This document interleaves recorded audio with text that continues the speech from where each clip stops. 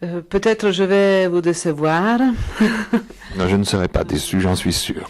mais certaines fois je me dis malheureusement parce que cette question, j'arrive pas jamais à être satisfaisant pour les gens qui m'interrogent sur ça. Parce que, en fait, en ayant chanté des compositeurs à partir du 1700 jusqu'au 2002, je peux dire de connaître du Bach, Handel, Parcel, Gluck, jusqu'au Strauss, Wagner, etc. Donc, Pizzetti, Respighi, Gavazzeni, Martucci et tout ça, à travers Verdi, Donizetti, Bellini et tout le reste, voilà. Heureusement que vous avez cité Wagner, c'est le seul qui ne soit pas italien. Alors, donc, apparemment, vous n'avez pas de préféré. Alors, je n'ai pas de préféré, mais si je négligeais dans mes citations, par exemple, compositeurs russes ou français ou espagnols ou portugais ou brésiliens, ça ne veut pas dire que je ne les ai pas chantés. Par exemple, j'adore Berlioz, j'adore Poulenc, par exemple, les Russes, Tchaïkovski, etc. Mais je n'ai pas de préférés. Pourquoi je n'ai pas de préférés? Parce qu'à chaque fois que je chante quelque chose, si je décide de chanter cette œuvre de ce compositeur, c'est parce que je l'ai jouée au piano, et j'ai ressenti qu'elle me parlait. Si elle me parle, moi, ce n'est pas que j'ai le droit, j'ai le devoir de la faire résonner en moi et de la projeter au prochain. Donc, je veux dire que si je chante du Bach, c'est avec tout mon plus grand amour que je le fais et j'essaie de donner ça aux autres. Comme si je chante du Puccini, du Wagner, du Strauss, du Massenet, n'importe quoi.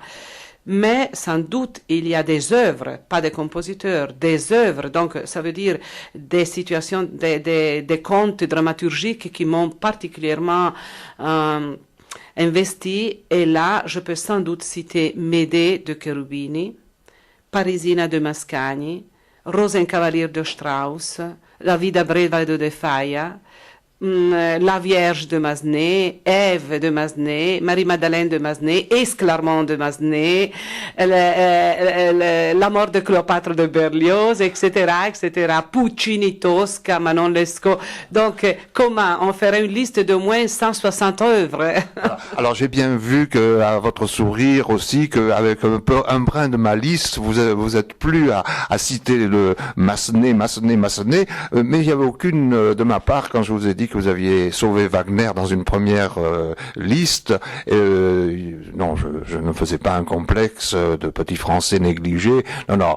Alors, si j'ai bien compris, donc, ce ne sont pas des compositeurs que vous préférez, ce sont les œuvres. C'est l'accord entre l'œuvre elle-même et votre vie profonde. Vous avez parlé de piano. Vous jouez du piano? Ah, je joue très mal du piano et juste pour m'en servir pour étudier avant de passer avec le pianiste qui doit me faire répéter par cœur l'œuvre. Mais pour revenir à ce que vous avez dit, bien sûr que c'était pas avec de l'ironie que je disais ça, mais pour dire que je tiens beaucoup à la culture musicale française. D'ailleurs, en Italie, j'essaie de rependir, par exemple, le compositeur Massenet-Berlioz qu'on connaît pas trop, même dans les œuvres sacrées religieuses, et à qui je tiens beaucoup, et pour lequel j'ai même créé un festival de musique sacrée religieuse des siècles 18e, 19e et 20e. Mais pourquoi c'est l'œuvre qui m'intéresse? Parce que l'œuvre, elle est la conjugation, l'ensemble de musique et paroles. Donc, il y a un poète, un poème, un libretto en dessus. Et après, le compositeur, sur ce libretto, il s'est inspiré pour écrire l'harmonie. pour que cette harmonie ou ces harmonies peuvent donner la couleur de l'émotion que la parole voulait évoquer. Donc, je dirais, c'est le contexte dramaturgique et la psychologie du personnage qui m'intéresse. En fait, ce qui m'intéresse le plus sont les personnages qui ont une grande complexité psychologique et qui, si d'un côté ils peuvent être des personnages négatifs, au fond, on arrive toujours à les sauver, ces personnages négatifs, parce que dans leur psychologie, il y a toujours un côté de lumière. Donc, de représenter l'homme et l'être humain avec sa complexité de lumière et de ténèbres, c'est le défi qui m'intéresse le plus à travers la musique. Alors, est-ce que lorsqu'on interprète avec passion une œuvre, est-ce qu'on devient quasiment le personnage et est-ce que quelquefois vous êtes surprise à vous dire je ne suis plus Dénia, je suis Médée, ou bien je regrette de ne pas avoir eu cette vie et au fond de ne la vivre que par chant interposé. Est-ce qu'il y a ce débordement du personnage dans la vie? Non dans la vie, mais dans la vie théâtrale, oui. Quand je suis personnage, je me rappelle par exemple, vous avez cité Médée, tout le monde, si on considère Médée, c'est un mythe de ténèbres en fait, quelqu'un qui tue ses enfants. Mais en fait, il faut voir pourquoi il les a tués. Il les a tués par amour, pour les sauver de l'esclavage de Giasone. Donc, c'est vrai que quand je chante Médée, Cherubini a composé une musique qui investit tous les intestins, je veux dire. Et donc, c'est les énergies les plus basses, le plus au fond de toi-même et de ton corps, de ton physique, qui sort comme si ça serait de la magie pure qui sort de la terre et qui doit avoir la capacité de monter jusqu'au ciel. Elle ne doit pas rester aux genoux ou au ventre. Elle doit monter jusqu'au ciel. Donc, si on a une énergie négative, elle doit se transformer en positive. Comme par exemple, je me rappelle quand je chantais Esprit de l'air, Esprit de l'onde, Esprit du feu, obéissez-moi d'Esclarmonde.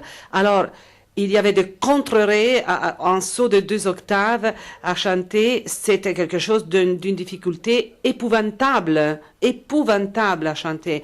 Mais la puissance que cette harmonie du compositeur et le texte conjugué me donnaient faisait de manière que moi j'étais sûre qu'en ce moment que je chantais ça, de mes mains sortait quelque chose de tellement puissante comme des rayons qui pouvaient enchanter magiquement le public. Et le public était vraiment là, enchanté. Donc, il y a une force ésotérique, je dirais, magique, mais moi je préfère dire une sorte une force divine dans l'expression de l'interprète qui n'est pas personnage, il est canal d'une force qui devient personnage. Est-ce que c'est une sorte de rédemption finalement de ces personnages qui, de prime abord, peuvent apparaître quelquefois comme monstrueux, comme perdus, remplis de passions coupables, et est-ce qu'à travers le chant, vous les faites monter d'une certaine manière quand même vers la lumière, vous en éclairez la complexité, vous faites en sorte que ces personnages ne soient plus simplement odieux, mais parce qu'ils portent en eux la douleur de vivre. Exactement. Or, la dramaturgie, c'est vrai que c'est une dramaturgie qui veut représenter le mythe de Médée, par exemple. On ne peut pas s'échapper au mythe de Médée. Médée, c'est ce qu'on a écrit, Euripide a écrit, Ovidio a écrit, etc. Mais l'interprète, quelle est l'importance de l'interprète? L'interprète, c'est, vu de la musique, vu un libretto, une dramaturgie, un personnage, décider quoi en faire. Donc, sans négliger ni le compositeur, ni le poète. Donc, un interprète qui a une démarche comme, par exemple, je l'ai moi, je ne veux pas jamais laisser à mon public la possibilité de dire qu'il y a du bien dans les ténèbres. Dans les ténèbres, il n'y a pas du bien.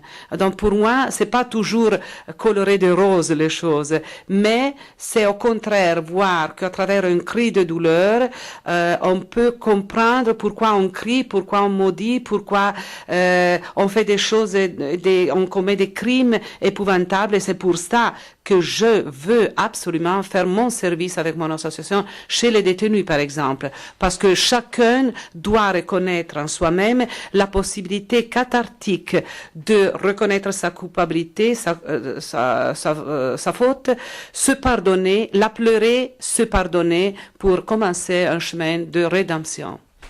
Alors, on va parler d'une manière plus précise du champ religieux.